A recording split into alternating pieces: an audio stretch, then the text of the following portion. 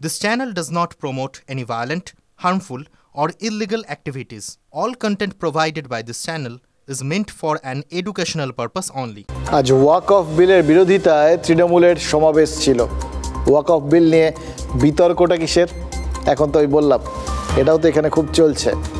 সহজভাবে দেখি ব্যাপারটা, বুঝি একটু। 1995 সালে কংগ্রেসের আমলে এই ওয়াকফ আইন সংশোধন হয়েছিল, আর তারপর থেকে 30 বছর ধরে এই আইন অনুযায়ী ওয়াকফ বোর্ড যদি মনে করে কোনো জমি বা বাড়ি তাদের নিজস্ব সম্পত্তি, তাহলে তারা সেই জমি বা বাড়ির দখল নিতে পারে। সেই জমি বা বাড়ির মালিকানা প্রমাণ করারও দরকার নেই। বিহারের গোবিন্দপুর গ্রামকে ওয়াকফ সম্পত্তি বলা নিয়ে মামলা গড়িয়েছিল আদালতে। তামিলনাড়ুর ওই 1500 বছরের একটা মন্দিরকে ওয়াকফ বলে দাবি করা হয়েছিল। আজ কলকাতায় নাখোদা মসজিদের ইমাম বলেছেন, বেঙ্গালুরু এয়ারপোর্ট ওয়াকফ সম্পত্তি হওয়া সত্ত্বেও কোনো ভাড়া মিলছে না। এরকম অনেক উদাহরণ রয়েছে। এখান থেকেই যাবতীয় বিতর্কের সূত্রপাত। বর্তমানে ওয়াকফ বোর্ডের হাতে রয়েছে প্রায় 9,54,000 একর জমি, 8.5 লক্ষের বেশি বাড়িঘর রয়েছে। সব মিলিয়ে কম করে 1.5 লক্ষ কোটি টাকার সম্পদ। আর এই সম্পদের ওপর কোনো ট্যাক্স নেই, কেন্দ্র বা রাজ্য সরকারের কোনো নিয়ন্ত্রণ নেই, সবটাই ওই ওয়াকফ বোর্ডের হাতে। এবার নয়া সংশোধনী নিয়ে বিরোধীদের দাবি, এতে সংখ্যালঘু সম্প্রদায়ের সম্পত্তিগুলোকে কেড়ে নিতে চাইছে বিজেপি। সংখ্যালঘুদের অধিকার বাঁচানোর জন্যই সংখ্যালঘুদের পাশে তৃণমূল রয়েছে, এটাই তৃণমূল নেতাদের দাবি। সিদ্দিকুল্লাহ চৌধুরী সংখ্যালঘু সম্প্রদায়ের মুখ, রাজ্যের মন্ত্রী, তার পাশে কি দল রয়েছে? এটাই হচ্ছে প্রশ্ন। সংখ্যালঘুদের পাশে আছে, সিদ্দিকুল্লাহর পাশে। আজ সিদ্দিকুল্লাহ কিন্তু ওই তৃণমূলের যে প্রতিবাদ মঞ্চ সেখানে ছিলেন না, থাকবেন না জানাই ছিল। তিনি অভিমানে পৃথক সমাবেশের হুঁশিয়ারি দিয়েছেন, বলে দিয়েছেন যে সংখ্যালঘুদের জন্য তিনিই প্রধান সংগঠক। তবে সিদ্দিকুল্লাহর অনুপস্থিতি একটা শূন্যস্থান তৈরি করেছিল, এটা তো ঘটনা। এবার রাজনীতিতে কেন, গোটা বিশ্বে কোথাওই তো ভ্যাকুয়াম থাকে না, তাই না? তাই সেই শূন্যস্থানটা কি আব্দুল করিম চৌধুরীকে দিয়ে পূরণের ব্যবস্থা করা হলো। আব্দুল করিম চৌধুরী কিন্তু 10 বারের বর্ষিয়ান বিধায়ক। করিমকে 2011-এ গ্রন্থাগার মন্ত্রী করেছিলেন মমতা বন্দ্যোপাধ্যায়। গত পঞ্চায়েত ভোটের সময় থেকে আব্দুল করিম অবশ্য একটু বিদ্রোহী হয়েছেন। এবার গ্রন্থাগার মন্ত্রী সিদ্দিকুল্লাহর অনুপস্থিতিতে আজ মঞ্চে থাকলেন প্রাক্তন গ্রন্থাগার মন্ত্রী।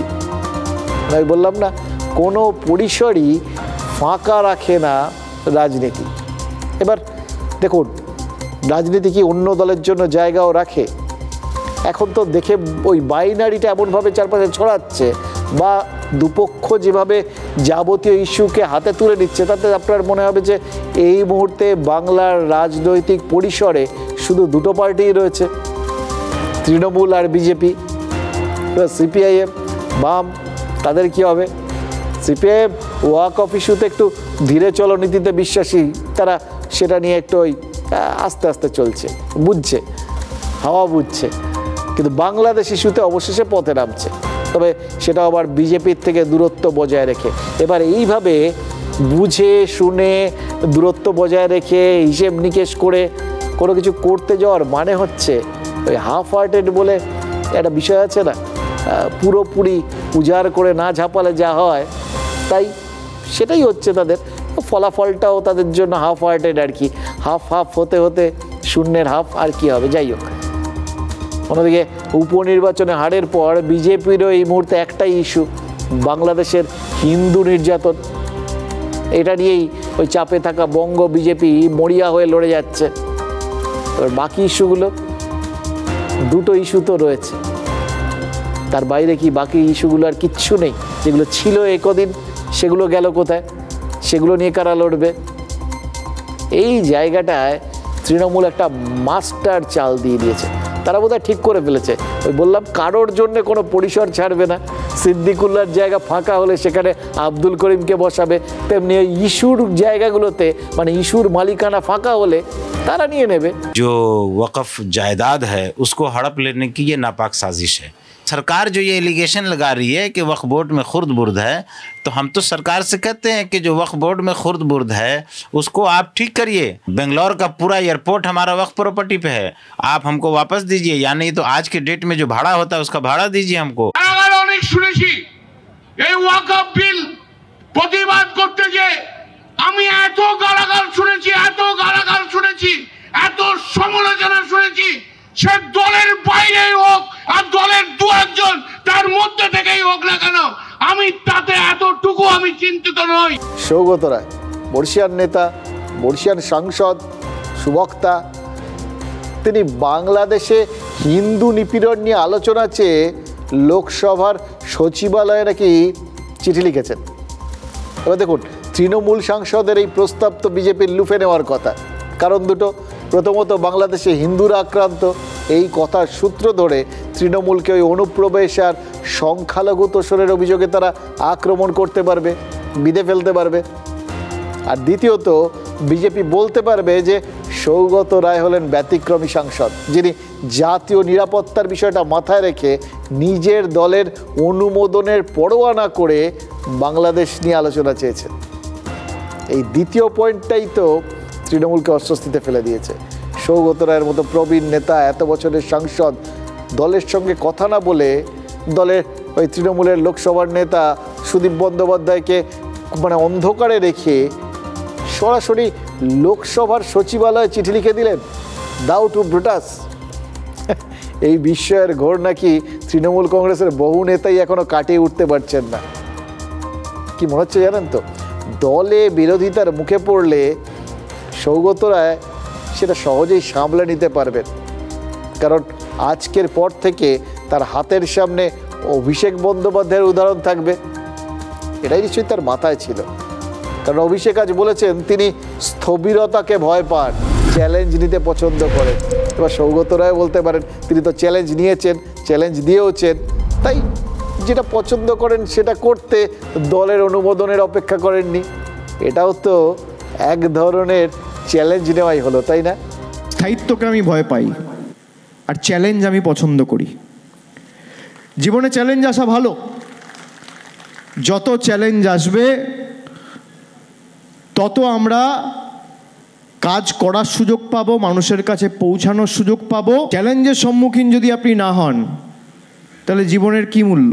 সবই যদি আপনি হাতের নাগালে, হাতের মুঠোয় পেয়ে যান, তাহলে তো জীবনের কোনো অস্তিত্ব বা মূল্য বা প্রাধান্য থাকে না। কাজ করে আমাদের দেখাতে হবে। আজ ডায়মন্ড হারবারে 1200 জন ডাক্তারের সামনে বক্তৃতা দিয়েছেন অভিষেক। এই যে বক্তৃতাটা শুনলেন সেটা ওখানেই। তিলোত্তমার ধর্ষণ আর খুনের পর এই প্রথম কোনো তৃণমূল নেতা চিকিৎসকদের সামনে এরকমভাবে বক্তৃতা দিলেন। অভিষেক কি বললেন তার থেকে বলা ভালো অভিষেক কি বললেন না। আরজি করের আন্দোলনের পর থেকে তৃণমূলের সব থেকে বড় অস্বস্তির কারণ কারা ছিলেন আপনারা জানেন, চোখ বুজে বলে দেবেন এই চিকিৎসকরা। কুণাল ঘোষ ছাড়া ওই সময় চিকিৎসকদের বিরোধিতায় কারোর মুখে রাগ কাটতে দেখা যায়নি। তৃণমূলের প্রায় সবাই মুখে সেলোটেপ এঁকে বসেছিলেন, একমাত্র কুণাল ঘোষ। অভিষেক সেই চিকিৎসকদের মুখোমুখি শুধু হলেন না, তাদের ডাকলেন, বসলেন, বলে দিলেন চিকিৎসকদের সঙ্গে তার কোনো দূরত্ব নেই। চিকিৎসকদের যে দাবিতে লড়াই, যে দাবিগুলো তারা তুলেছেন তিনিও সেই দাবিগুলোকে সমর্থন করেন। মানে কি, জুনিয়র ডাক্তাররা তো আন্দোলনে নেমেছিলেন ওই সরকারি হাসপাতালে বিভিন্ন দুর্নীতির অভিযোগে, আর্থিক থেকে শুরু করে। হাসপাতালে থ্রেট কালচারের প্রতিবাদ করেছিলেন তারা, পরীক্ষায় কারচুপি আর ওই পছন্দভাজন ডাক্তারদের বেশি বেশি করে, অযোগ্য ডাক্তারদের বেশি বেশি করে নম্বর দেওয়া, এই সমস্ত অন্যায়ের প্রতিবাদ করেছিলেন তারা, এগুলোর নিষ্পত্তি দাবি করেছিলেন। অভিষেক তার এই সব কটা দাবিকেই সমর্থন করেন। স্বাস্থ্যমন্ত্রীর নাম তো আবার মমতা বন্দ্যোপাধ্যায়। স্বাস্থ্য দপ্তরের বিরুদ্ধে এই যাবতীয় অভিযোগ যেগুলো ডাক্তাররা তুলেছেন সেগুলোকে সমর্থন করা মানে তো স্বাস্থ্যমন্ত্রীকে প্রশ্নের মুখে ফেলে দেওয়া, নাকি তাকে ওই চ্যালেঞ্জ দেওয়ার মধ্যে চ্যালেঞ্জ পছন্দ করার একটা বিষয় রয়েছে। আর একটা বিষয়, 800-র বেশি ডাক্তার 23 লক্ষ মানুষকে পরিষেবা দেবেন, ফ্রি হেলথ চেক আপ করানো হবে। এরকম উদ্যোগ এর আগে কোনো বিধানসভা বা লোকসভায় হয়নি। এ কথাটাও আজকে কে বলেছেন? অভিষেক বলেছেন। তার মানে নরেন্দ্র মোদী বা মমতা বন্দ্যোপাধ্যায় যা ভাবেননি তা করে দেখাচ্ছেন তিনি। কথাটা মানে তো তাই দাঁড়াচ্ছে, যেভাবে বললেন। অভিষেক বলেছেন এটাই নাকি ডায়মন্ড হারবার মডেল, যা কেউ ভাবতেও পারে না ডায়মন্ড হারবার মডেল নাকি সেটাই করে দেখায়। মোদ্দা কথা হচ্ছে অসম্ভবকে সম্ভব করে, সেটাই তো বললেন তিনি। আর তাই একদিন ডায়মন্ড হারবার মডেল সারা দেশের মানুষ অনুসরণ করতে বাধ্য হবে বলেও অভিষেক আশা প্রকাশ করেছেন। ভাবুন তো, এটা শুনে আপনার মনে হবে না একটু চেনা চেনা লাগলো যেন? এই কথাটা কোথায় যেন আগে শুনেছেন, কারণ এর আগে এই কথাটা তো মমতা বন্দ্যোপাধ্যায় বলতেন। তার লক্ষ্মীর ভাণ্ডার প্রকল্প অন্য রাজ্যে ফলো করে এবং সবাই ফলো করতে বাধ্য। গোটা বিশ্ব এটা তার বিভিন্ন প্রকল্পগুলোকে মানে মাথায় তুলে নিচ্ছে, প্রশংসা করছে, বড়িয়ে দিচ্ছে। একথা তো ওই উপনির্বাচনের রেজাল্ট বেরোনোর দিনেও বলেছেন মুখ্যমন্ত্রী। এবার এইসব শুনে যদি কেউ ভাবেন তাহলে কি এটাতে আবার ওই তৃণমূলের দ্বন্দ্বটাই প্রকট হলো? না, এক্ষেত্রে আবার অভিষেকের কথা শুনলে তিনি হতাশ হবেন, কারণ এটা মাথায় আছে। তৃণমূলের সাধারণ সম্পাদক বলেছেন তিনি টিম গেমে বিশ্বাস করেন। এবার সেখানেও একটা প্রশ্ন আছে, টিমের ক্যাপ্টেনকে আর ভাইস ক্যাপ্টেনকে না, সেটা অভিষেক কিন্তু বলেন। আমি আমিত্বে বিশ্বাস করি না, আমি টিম ওয়ার্কে বিশ্বাস করি, আমি আমরার নীতিতে বিশ্বাস করি, এবং আমরা করে দেখিয়েছি, আগামী দিনেও করে দেখাবো। এবং এই সেবাশ্রয় মডেল শুধু বাংলা নয়, আমি চাই ভারতবর্ষে দৃষ্টান্ত স্থাপন করুক আপনাদের হাত ধরে। দেখুন, টিম মানে তো দল। অভিষেক যদি দলগত খেলাতেই বেশি বিশ্বাসী হন তাহলে তো শান্তনু সেন, হুমায়ুন কবিরও তার টিম ম্যান, আবার ফিরহাদ হাকিম, কল্যাণ বন্দ্যোপাধ্যায়ও তার টিমের সতীর্থ। অভিষেক কি এদের সবাইকে তার ফার্স্ট 11-এ রাখবেন?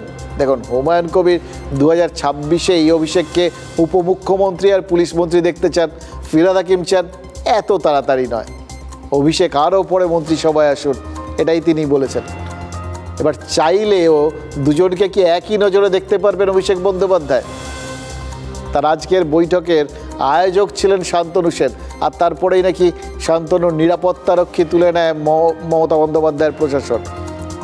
এটা কি অভিষেকের অজানা? অবশ্য অভিষেকও কিন্তু আজকে কার্ডের থেকে তার নাম বাদ দিয়ে দিয়েছে।